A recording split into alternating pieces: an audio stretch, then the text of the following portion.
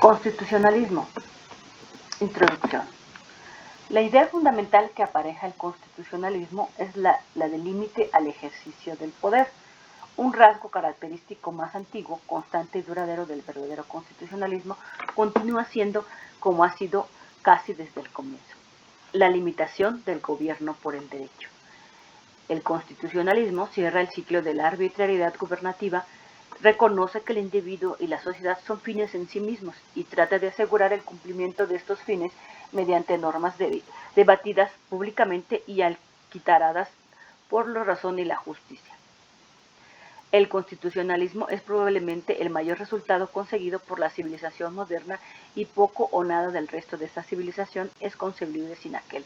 Bajo él, por primera vez en la historia humana, se ha conseguido para el hombre corriente un cierto grado de libertad y bienestar.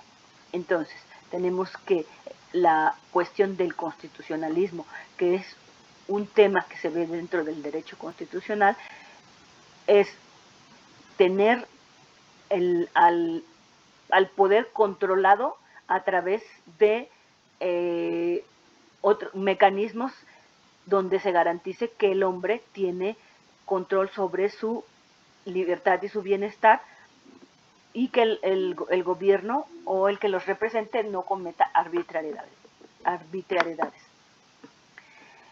¿Cuál es el concepto del constitucionalismo? Es una tendencia sociopolítica cuyos objetivos principales son dotar a los estados de una constitución escrita, hacer valer la supremacía de dicha constitución, reconocer los derechos inherentes a la persona y estructurarle al Estado y someterlo junto con sus autoridades al derecho. Existen varias etapas. El constitucionalismo ya positivizado escasamente supera los 230 años. Es decir, que después de haberse dado el reconocimiento de una constitución a través de la Revolución Francesa, se hace actual desde hace muy pocos años, donde a su vez se divide en dos etapas, fundamentales también, y complementarias. Estas son constitucionalismo liberal o clásico, el constitucionalismo restaurador, el tercero sería el constitucionalismo social, el cuarto neuroconstitucionalismo y el quinto nuevo constitucionalismo latinoamericano. ¿Cuál es el desarrollo? Su evolución permite determinar que desde sus inicios hasta la fecha actual cómo se ha desarrollado, ¿no? Un poco más de 2 siglos con la Constitución de los Estados Unidos de Norteamérica, es de 1787 y de 1788. Sin embargo, en la Constitución de Francia de 1991 son las que presidieron sendas revolucionarias y que habían atravesado por las siguientes manifestaciones: el constitucionalismo liberal como inciso A o primero, que se destaca por la consagración de los derechos individuales. Actualmente nosotros lo podemos conocer como garantías constitucionales. El siguiente punto sería el constitucionalismo restaurador, que buscó conciliar la institución de la corona de las monarquías constitucionales. El constitucionalismo social sería como inciso C, que postula que los derechos individuales deben ceder cuando estén en conflicto con los derechos sociales. Se debe de priorizar a la sociedad antes que al individuo.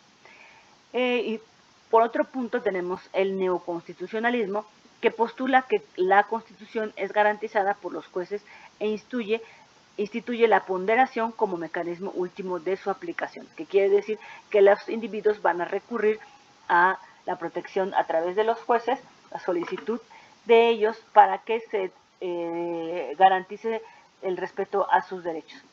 Y lo que hace al nuevo constitucionalismo latinoamericano, se busca establecer mecanismos de legitimidad y control sobre el poder constituido mediante, en muchos casos, nuevas formas de participación vinculantes.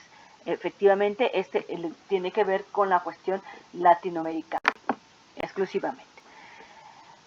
Por su parte tenemos el constitucionalismo liberal, también conocido con el nombre de movimiento constitucionalista o constitucionalismo clásico. Surge en Inglaterra a finales del siglo XVII, luego se extiende a Francia y posteriormente en el siglo XVIII a otros países de Europa. En esta primera etapa, denominada por Néstor Sagües, como constitucionalismo individualista o liberal, y se desarrolla en los siglos XVII, XVIII y XIX, y está al servicio del tercer estado. Esto quiere decir alguien conocido como estado llano o burguesía, que está conformado por comerciantes, industriales, profesionales, clase media alta, que a partir del siglo XVII triunfa sobre el primer estado, el rey y la aristocracia, y el segundo estado, el clero, moviéndose toda la cuestión de los intereses que originaron la Revolución Francesa. ¿Cuáles son los principios? Es dotar a los estados de una constitución, hacer una división de poderes, separar el ejercicio de los poderes, que no esté en una sola persona, y consagrar y garantizar a través de la Constitución los derechos individuales y las libertades públicas. También otorgar y reconocer al pueblo la titularidad de la soberanía, la representación política basada en la doctrina del mando libre, establecer limitaciones y controles precisos al poder de los gobernantes, así como consagrar de modo particular el derecho de propiedad como un derecho natural de la persona, no sujeto a limitaciones por el gobernante. Aquí tenemos entonces que, garantizando una constitución, se le otorga al pueblo realmente el poder a través de la figura de la soberanía, que quiere decir que efectivamente él tiene la potestad de ceder su voluntad a través de sus representantes, pero siempre teniendo en cuenta sus derechos. ¿Y cómo se hace esto? Limitando el propio ejercicio de las personas que nombró, para que no se excedan y les interesa de sobremanera la cuestión del derecho a propiedad, que eso fue muy marcado en nuestra Constitución de 1917, en el artículo 27 constitucional. La Revolución Inglesa se dio en el siglo XVII, la Revolución Norteamericana se dio en el siglo XVIII y la Revolución Francesa se dio en el siglo XVIII también, donde se dieron los siguientes ideales o concreciones, que son promulgados por el constitucionalismo liberal y se plasman en diversos documentos constitucionales, frutos a su vez de estas tres revoluciones.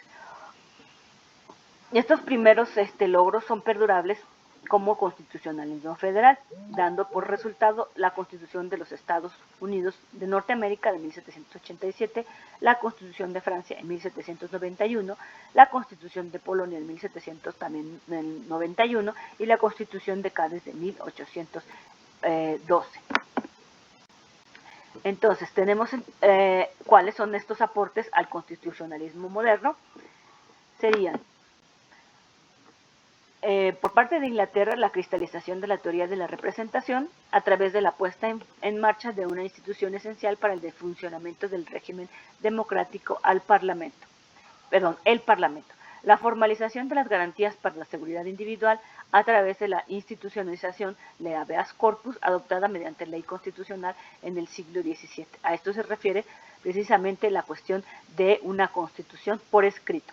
La implantación del sistema de gobierno parlamentario o de gabinete, proceso que se cumplió a lo largo del siglo XVIII, buscando establecer un equilibrio de poderes entre el Ejecutivo, la Corona y, en este caso, el Parlamento, que vendría siendo la Cámara de Lores y la Cámara de los Comunes. El poder legislativo, que viene siendo el Parlamento, mediante mecanismos como el de la responsabilidad política del gobierno ante el Parlamento y el derecho de disolución de que gozaba aquel sobre este. La idea es de que el gobernante no disuelva los poderes del Parlamento, y el Parlamento tiene el derecho de tener de afincar responsabilidades a sus propios miembros y al mismo líder o presidente. En Estados Unidos tenemos los aportes al constitucionalismo moderno, como el haberse dado la primera constitución escrita de carácter nacional en el mundo por medio de la Constitución de Filadelfia de 1787, la adopción de la forma de Estado federal, el régimen de división de poderes con su corolario del sistema presidencial, la enunciación en la Ley Fundamental de los Derechos Individuales Esenciales, la creación de un poder judicial independiente, la dualidad de cámaras legislativas, la unidad del Ejecutivo, el ejercicio del gobierno limitado, la adopción del sistema representativo. Esto quiere decir que es, digamos, un ejemplo de lo que actualmente nosotros tenemos. Por lo que se refiere a Francia, sus aportes fueron al constitucionalismo y al derecho público moderno, proyectan sobre todo en el campo intelectual e ideológico. El esfuerzo por racionalizar y sistematizar el ordenamiento político del Estado, plasmado en la obra del barón de Montesquieu, la influencia del pensamiento político de los filósofos del enciclopedismo en la propagación de los ideales liberales en Europa y América, la reevaluación y formulación de la teoría de la soberanía popular por parte principalmente de Juan Jacobo Rousseau, y la posterior proclamación de la soberanía nacional en la Revolución Francesa a fin de darle a la democracia su fundamento lógico y su base de legitimidad. De ahí parte lo que nosotros conocemos actualmente como la Declaración de los Derechos del Hombre y del Ciudadano, que fue proclamada el 26 de agosto de 1789 al comienzo de la Revolución Francesa. Esta afirmación de los derechos y libertades individuales jamás se habían formulado y no habían tenido un alcance universal. Estos inspirarían fundamentalmente a las demás declaraciones de derechos proclamados en el mundo moderno. El sistema de gobierno convencional o de asamblea, instaurado por primera vez en el mundo en la Constitución Revolucionaria de 1793. Eso ya quedó, es la forma en que quedó plasmado. En España tenemos entonces como influencia al constitucionalismo moderno, que ha permanecido un tanto relegada y en la sombra de las constituciones norteamericanas y la francesa. La novedad de esta constitución, además de introducir a la modernidad a España, es que afronta los retos de regir a fenómenos poblacionales y territoriales que las otras constituciones, la norteamericana y la francesa, no conocieron. Es decir, hubo 26 millones de habitantes, mientras la Constitución norteamericana regía para 2.2 millones y la francesa para 24 millones de habitantes. En cuanto al territorio, no había margen de comparación. La Constitución gaditana se formuló para regir un territorio que estaba situado en 4 continentes conocidos, 14 millones de kilómetros cuadrados, y el rey no la quiso orar, anulando con ello su eficacia. Entonces se da este fenómeno de la monarquía constitucional moderada y hereditaria. Existían dos corrientes, los progresistas y los realistas. Su idea central es la soberanía y establece la no intervención del Estado en asuntos económicos. Es una constitución con fuertes aspiraciones liberales, limita y distribuye el ejercicio del poder y pretendía dar fin al ancien régimen, el antiguo régimen. Son las mismas cortes quienes las decretan y sancionan. Digamos que en palabras menos o más tienen la misma idea de las otras constituciones, pero con la debilidad de que no siempre fueron reconocidas. Ahora tendremos por su parte que dar el desarrollo del constitucionalismo social, porque dentro de ella se encuentra el constitucionalismo liberal, cuya bandera eran los derechos individuales y sus garantías. Entonces tuvo que hacer frente a los cuestionamientos que contra él formularon corrientes de pensamiento de base socialista y totalitarista. Los estados modernos van sustituyendo las constituciones de corte liberal mediante la incorporación de cláusulas económicas sociales, expresando que los derechos individuales debían ser limitados en intereses de toda la sociedad. Así, los nuevos titulares de los derechos sociales son los anteriormente postergados. Esto es, los trabajadores, su familia, los menores de edad, mujeres, los ancianos, etc. Existen algunos puntos débiles del constitucionalismo liberal. Resultaron ser múltiples, al extremo de evidenciar que sus postulados eran meramente formales y no materiales, ya que la libertad, la igualdad y la fraternidad eran solamente válidos para una clase social, la burguesía.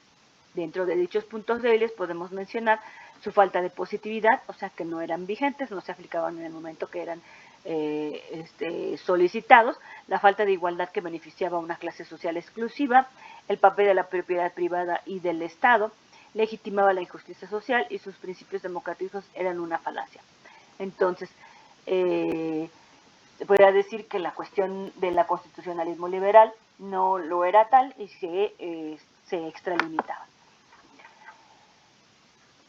Aquí entendemos entonces que el mismo liberalismo se reconfigura como el denominado neoliberalismo, y con esto emerge el reconocimiento de la existencia de necesidades colectivas de tipo impostergable y de la noción de la economía social de mercado, enarbolando la bandera de un nuevo orden social que limite los excesos del individualismo o inclusive los destruya.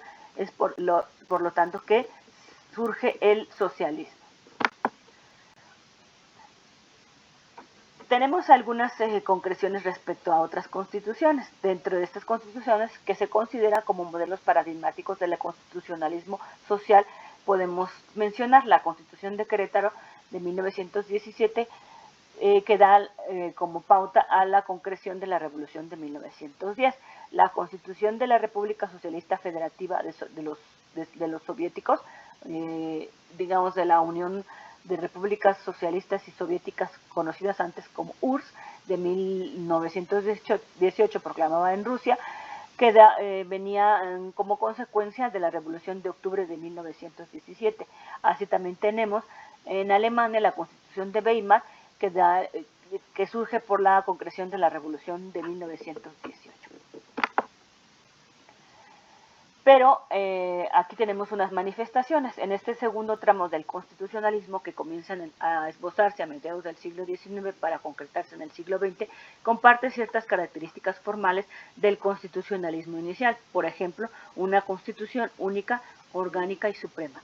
Pero difiere en su contenido, ya que procura abrir y en ciertos casos sustituir el juego político y económico, auspiciando constituciones no solo en favor del tercer estado, sino también del cuarto estado, que tendría que ser el constitucionalismo neoliberal social, el constitucionalismo marxista y el constitucionalismo corporativo. Es decir, que dependiendo del momento de la historia va cambiando la ideología.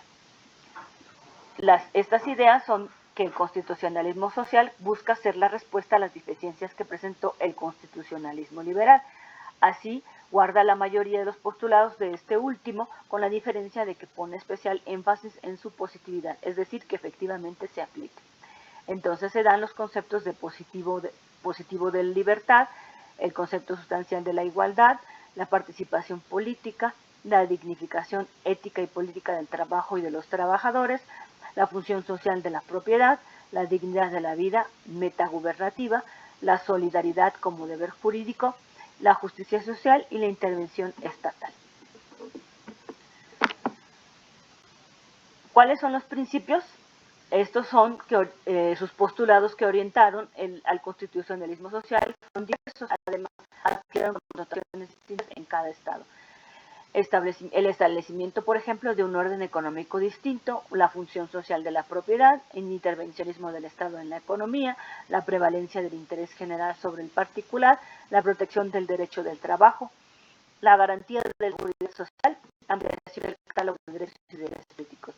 De esta parte, nosotros podemos advertir que nuestra Constitución nacional o mexicana abarca esta parte del derecho a la propiedad, la cuestión del trabajo y las garantías de seguridad social, lo que ya habíamos dicho, el artículo 27 Constitución de la cuestión de la tierra, de la tenencia de la tierra, el artículo 123 que se refiere al derecho del trabajo y la seguridad social sobre los derechos de la población para acceder a servicios médicos.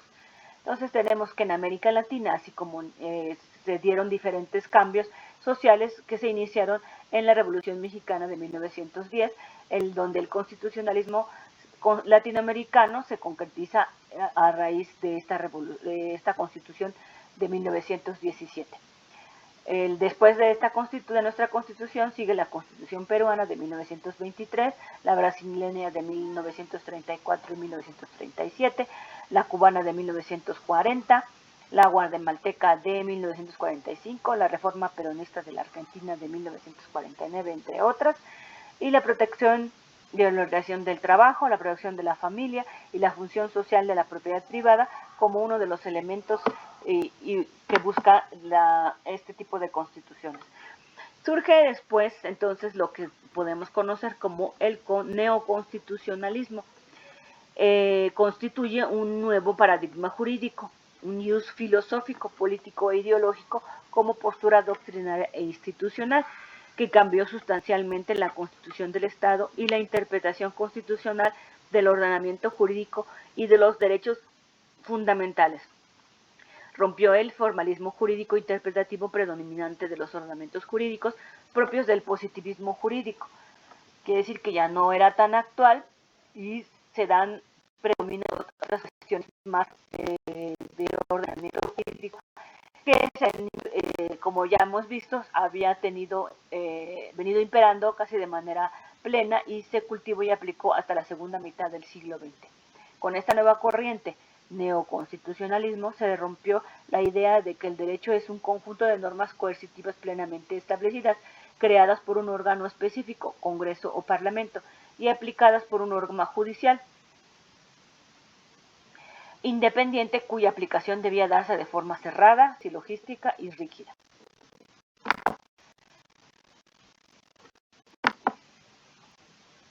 Entonces, este nuevo constitucionalismo latinoamericano tiene su primer intento con las constituciones de Brasil, la de 1986, de Colombia de 1991, materializándose como tal con las constituciones de Venezuela de 1999, de Ecuador en 2008 y en Bolivia de 2009. Se trata del reconocimiento de las poblaciones indígenas con sus culturas ancestrales, incluidos sus propios ordenamientos jurídicos y sus lenguas. Es la principal novedad que aportan estas constituciones al constitucionalismo latinoamericano y puede ser el elemento que más influencia puede tener en otras constituciones latinoamericanas futuras o en las actuales que puedan reformar.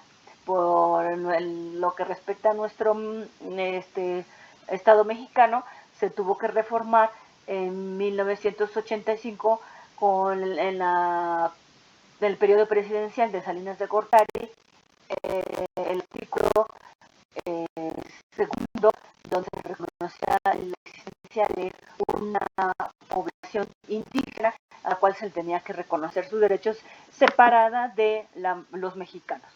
Tenemos entonces como conclusión, queda el criterio de los tratadistas en el devenir de la historia al establecer si se cumple la tendencia sociopolítica y los objetivos principales proyectados mencionados, como dotar a los estados de una constitución escrita, hacer valer la supremacía de dicha constitución, reconocer los derechos inherentes a la persona y estructurar al Estado y someterlo junto con sus autoridades al derecho. Segundo, si la idea fundamental que apareja el constitucionalismo logra limitar el ejercicio del poder.